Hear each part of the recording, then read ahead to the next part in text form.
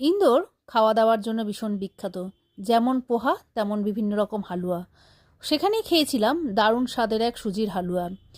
ঘিয়ে চপচপে আর দারুণ একটা সুন্দর সেন্ট বেরোচ্ছিল সেই হালুয়া থেকে। আজ সেই রেসিপি ফলো করে বানানো আমার এই হালুয়া। অনেকটা ঘি নিয়েছি, তার মধ্যে বেশ কিছুটা ড্রাই ফ্রুটস ভেজে নিতে হবে। ওই ঘিতেই তেজপাতা আর এলাচ ফোড়ন দিয়ে সুজিটাকে ভালো করে ভেজে নিতে হবে। বেশ লালচে করে সুজিটা ভাজতে হবে। সুজিটা ভাজা হয়ে গেলে পরিমাণ মতন জল আর 1 কাপ দুধ দিয়ে ভালো করে ফুটিয়ে ঘন করে নিতে হবে। এই সময় ড্রাই ফ্রুটসগুলোও এর মধ্যে দিয়ে দিতে হবে। আর পরিমাণ মতন মিষ্টি।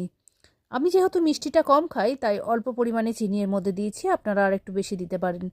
সমস্ত কিছু দিয়ে যখন সুজিটা বেশ ঘন ঘন হয়ে আসবে, ওপর থেকে দিতে হবে বেশ কিছুটা কেশর আর বড় এলাচের দানা।